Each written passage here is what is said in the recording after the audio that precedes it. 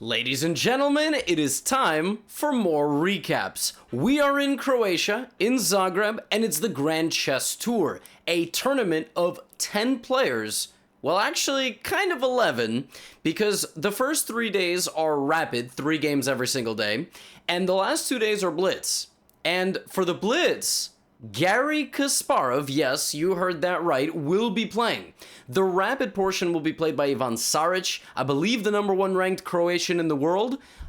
He is #1 in Croatia, obviously, and he's, I think he might even be in the top 100. So, we had the first 3 games of rapid today, first 3 rounds of rapid, I should say. So I'm going to show you 5 games, then we're going to take a look at the standings, and then life is good, and God bless. All right, here we go.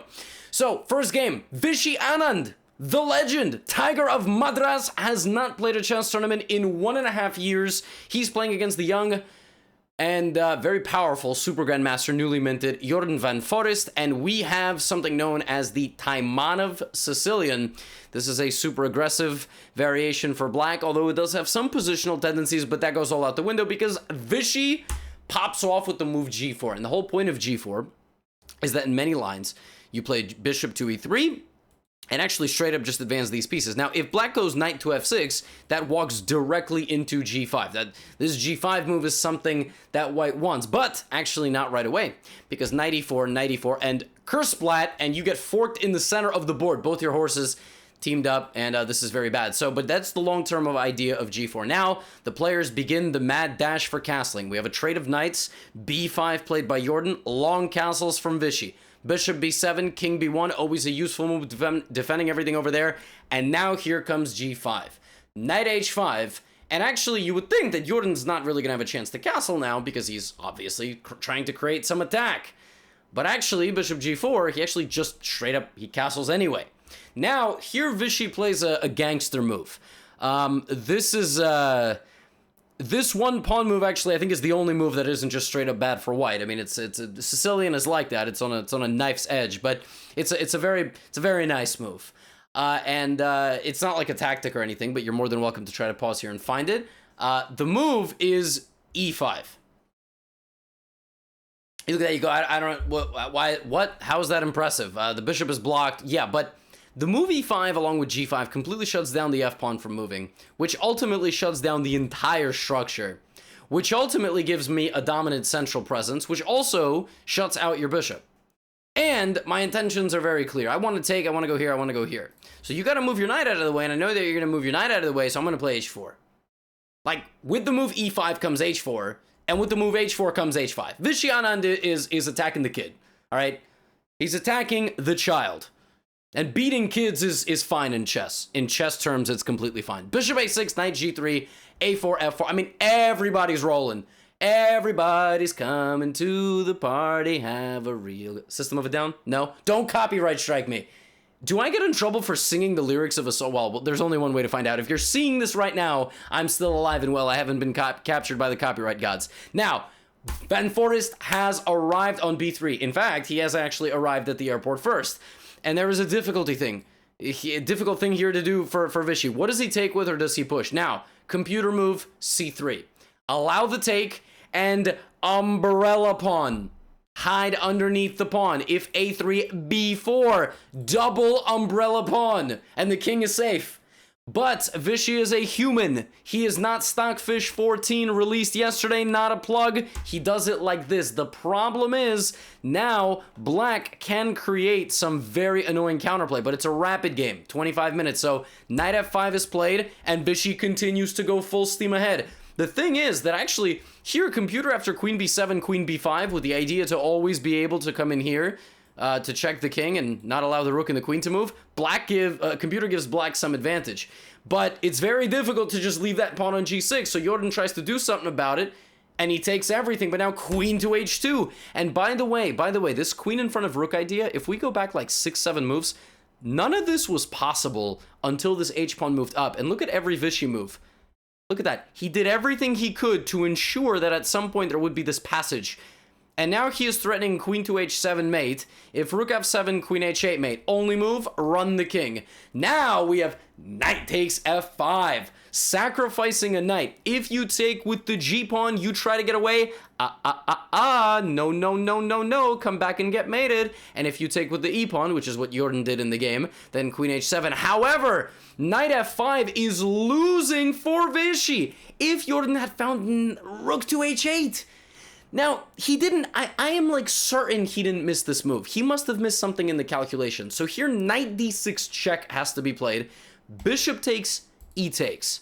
The queen is hit, and so is this queen. So if rook h2 had been played in this position, then after this, black is seemingly not getting much. But there is bishop d3 check. You can't take because you hang your rook, and if you go over here, it's mate. You are mated on the edge of the board. King c1, the same problem. Rook c7 and you're devastated. So I think Jordan might have seen this, but didn't see this bishop d3 idea or something along those lines. And after knight f5, he took back. And now his king is being belligerently hunted down. And here, the silent tiger prowl from Vishy. You don't take. You don't go in with the rook because queen c2 is a problem. You back up the bishop, cutting off the queen, and this is now a problem. Queen g7, rook h6, and despite a queen trade, that pressure on the black bishop is not going anywhere. But Vishy, patient, doesn't take, realizes black can't move any of these pieces. So let me just slowly improve my position. Now, when my rook is prompted, okay, now I'm going to take. Takes, rook b7, king d2. Vishy, despite having the world's ugliest pawn structure, doubled b and f pawns, is winning. He's up 2 pawns, and he converts this, even though it's opposite colored bishops. To win an opposite colored bishop endgame, you need the split pawns. You need them far apart so that the defensive side can't get close. And Jordan van Foreest created as much counterplay as he could, but on move 54, he resigned because Vishy had crashed through. And his first game back in 1.5 years, an exciting one as he gets the win. Now, this video is called what it's called, or at least here the contender rises, because the world championship contender Jan Nepomniachtchi has arrived, and he is ready to go. First game against Anton Korobov, the second-ranked player in Ukraine, behind Ivanchuk, or maybe number 1. Super good at rapid. This guy's also winning Title Tuesday like every week. Now, we have a classical French. A mainline classical French. Now here there's a bit of a break after bishop e3. Sometimes black brings out the queen. Sometimes black brings out the pawns. Sometimes bishop e7. Sometimes b6. In this game, we have a combination of a few of those ideas. Bishop e7, short castle, and c4. So just completely shutting this down. Now, one thing to note, in some of these positions, if white has already castled queenside, like let's just say like this, this can be like a losing, it's like this is already lost for white. Even though nothing's been traded, this attack is known to be devastating, which is why Jan gets all his pieces out. He evacuates. He goes full Noah's Ark. And after b4, he's just like, well, dude, what are you attacking? I've got nothing there. Go ahead and I'm just going to put my king over here. In fact, that's exactly what he does. He just avoids all the danger and plays short castle, despite moving pawns in front of his king, because it's an abstract concept to say you shouldn't push pawns in front of your king. If all the enemy pieces are on the other side of the board, by all means, go do what you want. They can't attack you. So Jan stabilizes the queen side, even though look at Korobov. I mean, this man has arrived with 6 pieces to attack on the queen side. So if 6 are on the queen side, where should white play? Of course, on the king side. Rook f5, knight g3. Now you say, well, why didn't he take with the pawn? That's just stupid. It's chess is a game of decisions. Ultimately, he didn't like allowing Nepo having this e-pawn. So he took with the rook, and knight g... And you would think, okay, Jan, I mean, you gotta back up. Jan's like, back up? Do you know who I am?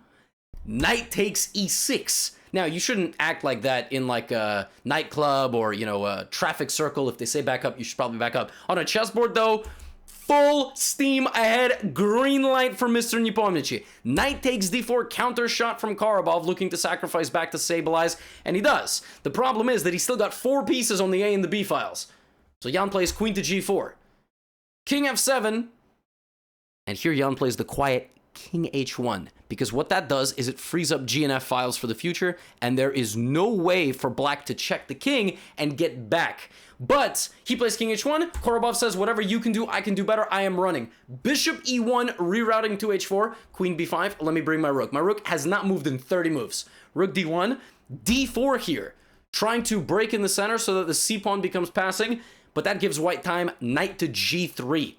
d3 played. Now the d file shut down. This is actually a slight inaccuracy. But knight f5. I mean, there's a lot of potential here, but it's a rapid game. Knight f5.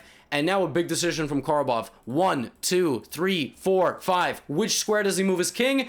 King f7. He chooses the wrong one. Now, you might be looking at this and go, knight d6. No, no, no, no. Don't forget about that bishop. The best move here is the one that Jan found. Bishop h4. You want to know what the point of this move is? The rook is coming. The bishop has activated, and I've now got 4 pieces against your king, but the rook is coming. And after rook takes g2, trying to just sacrifice to, you know, get the queen in maybe. I mean, it's really difficult because, for example, if you just pass the turn back, then knight h6 and rook f1. Like, the queen, the bishops, the rook are just too strong.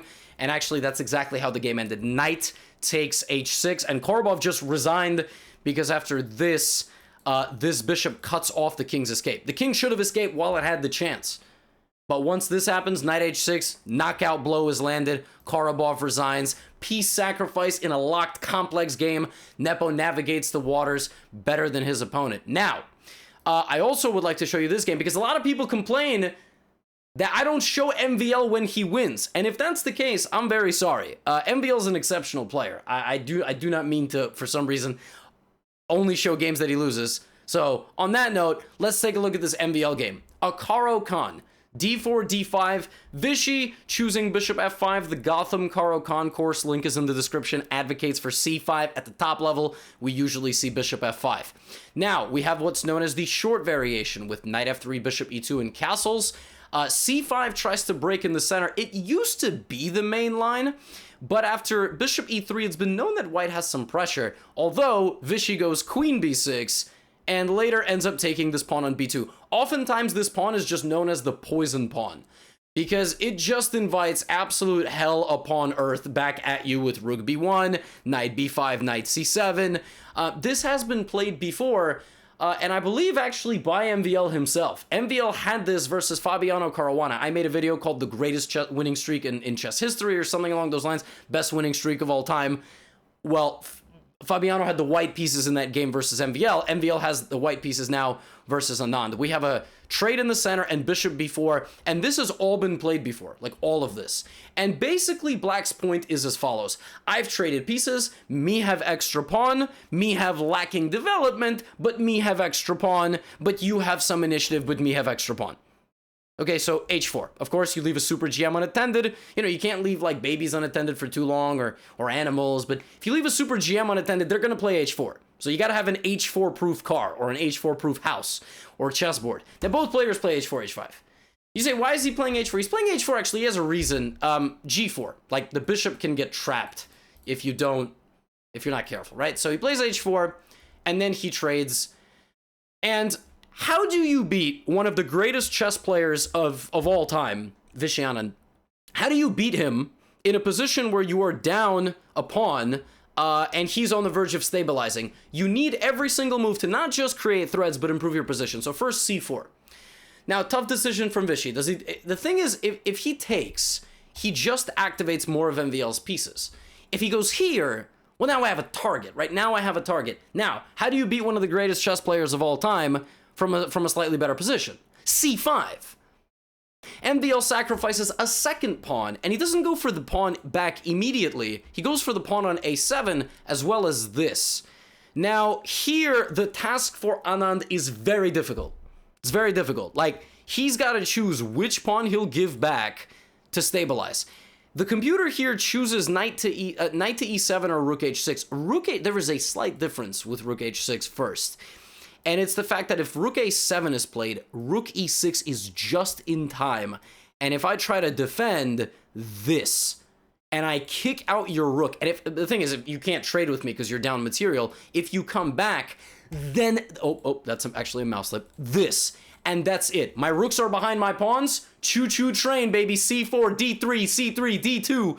Go, go, go, and black is actually winning. So Vishy had to do this absolutely ludicrous rook maneuver. He chose to begin with knight a7. The problem with doing it this way is that now if you play rook h6, I just go here. You cannot stop this because bishop b5. And that's the problem. And so Vishy now has to move his knight a second time. Now his king is kicked, and MVL plays f4. Now, f4 is either the most genius move of all time or the greatest bluff in chess history, because if you look at it, this can just be taken. And then I guess he wanted to go here and attack. But Vishy can go d3, sacrifice his knight, and try to queen.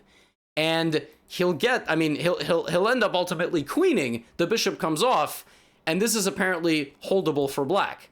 So f4, maybe MVL also wanted bishop c4 to try to go for f7, but Vishy didn't bite. He didn't call the bluff, which now allows this timely attack on the f7 pawn. You have to go back and be defensive, and now, which one of white's pieces is the least active?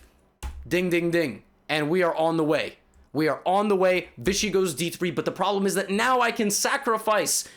And if you take, you get mated. You get mated on the back rank. So the problem now is that we've gone from pawn down, 2 pawns down to totally equal in terms of material.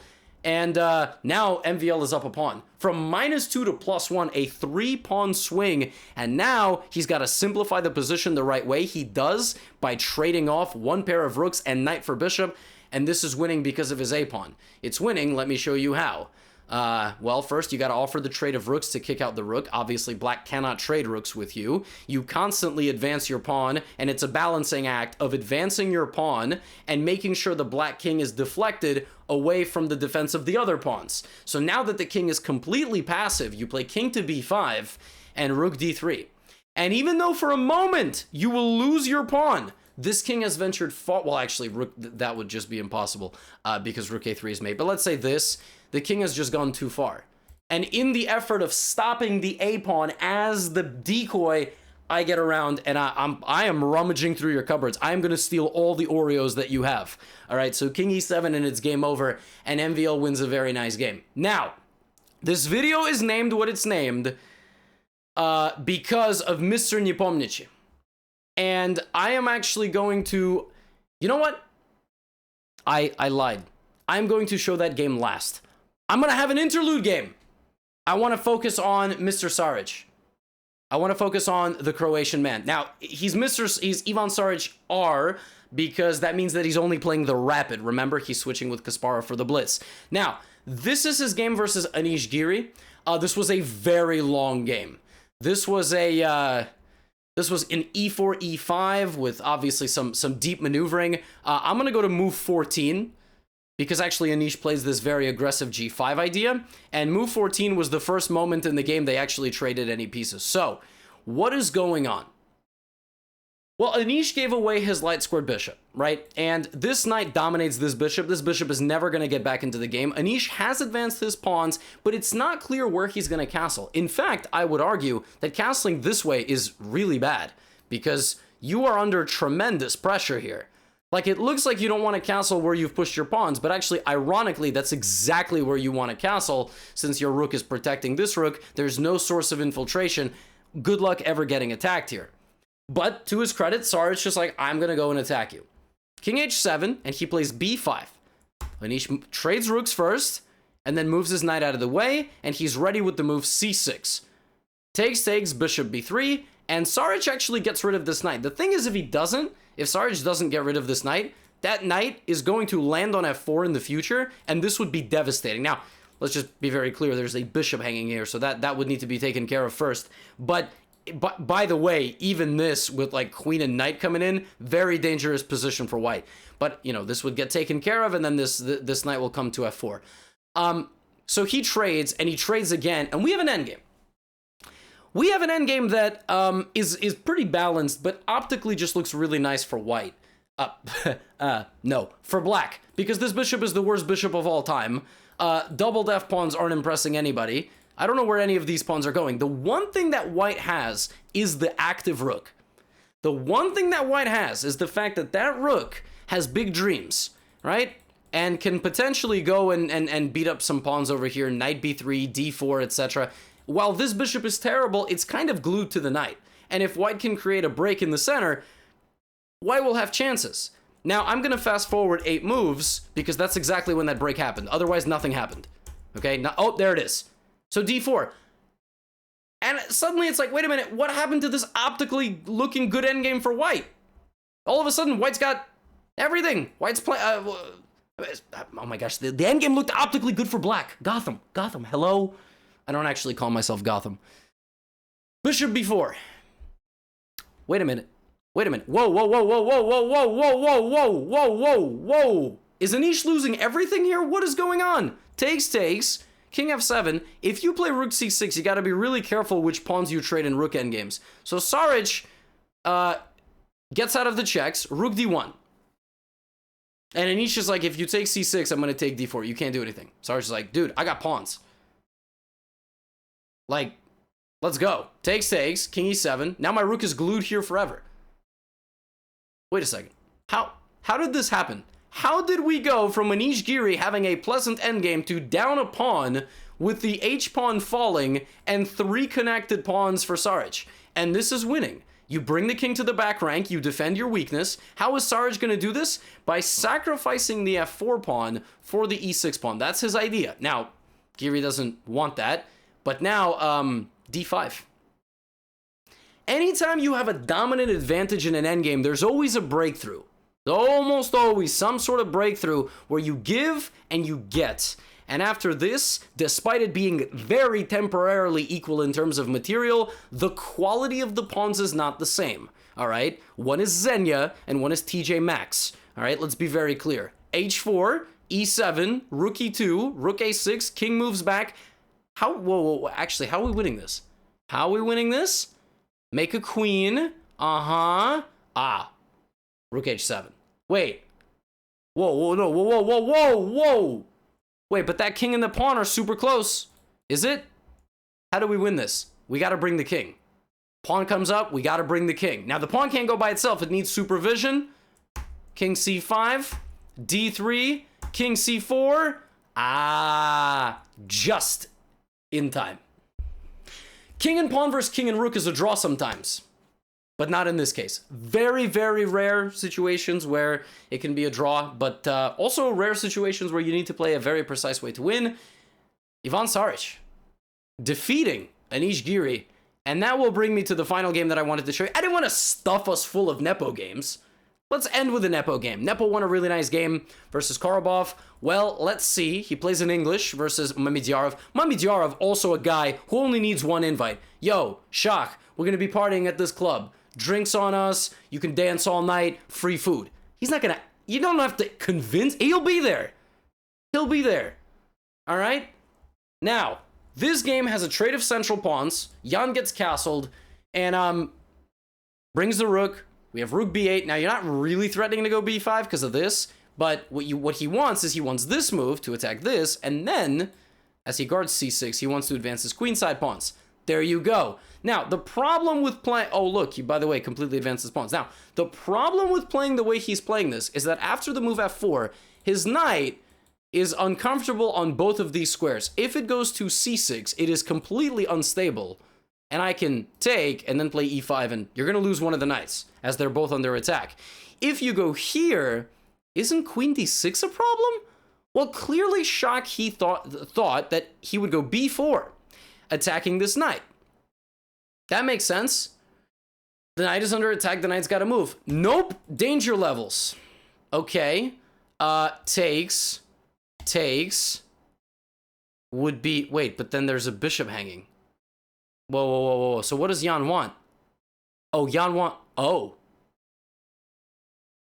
Jan's just gonna... Oh, Jan just gave him a piece. Knight h5. G4. Like, Jan's just like, yeah, let's play this. Yeah, I'm down a piece. And... I got 2 pawns. I have more space. I got all the initiative. Hello. And the first move of this game, where he's playing down a piece, Shach plays f6, trying to get rid of all this. The problem is f6 is a big mistake. But it's not clear why. It actually has nothing to do with taking this pawn. It has to do with just stabilizing. And after fe5, yes, you can have another pawn. Now it's just a knight for one pawn. But the doors are opened. f5. Uh-oh. Who is protecting the dark squares? If you play bishop to e7, I will chop chop. This is just a little sitting duck. I will take control of the file, and it's incredible. The black pieces are all standing together, yet all doing nothing. Huh. It's almost like the LA Clippers when they have a 3-1 lead. So, bishop b7, bishop g5, queen c8, and that's it. And Jan just very slowly transfers the play and advances his f-pawn. And advances it once again, and that rook is trapped. That rook has nowhere to go. But despite it being in the line of sight, Jan plays knight b6 instead. He doesn't even need to take. Oh, that would be a mouse slip. Now, bishop takes d8 is bishop for rook, but you trade a very powerful bishop for a really, really bad rook. And instead of that, he does it like this. He first baits this bishop out of this diagonal. Now he takes. He takes with the queen because he's flashy. If knight d8, you obviously promote to a rook and it's checkmate. You don't promote to a queen. You gotta promote to a rook. So now we have some simplifications. What the heck is going on? Jan has emerged with the extra rook, but he's down 2 knights, but he has an extra pawn. Okay. So how's he gonna win this? Well, let's put all of our pieces forward. Let's go target the pawn that Shak has so graciously dropped on e4. But bishop d4 with a little bit of counterplay. But we are picking up some pawns. Now, we have to part ways with the f-pawn. So sad. F in chat to pay respects.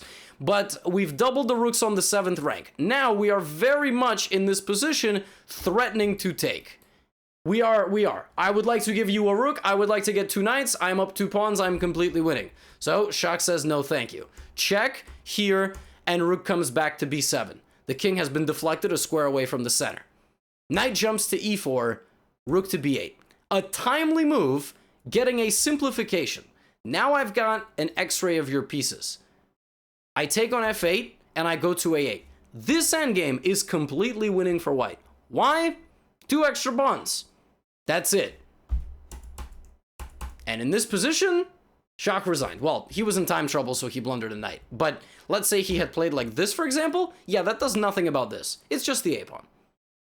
Notice, by the way, that it took the a-pawn 49 moves. It took it 49 moves to move. This is move 49. Sometimes it's worth the wait. Just like people restart lives later in life. It's all good.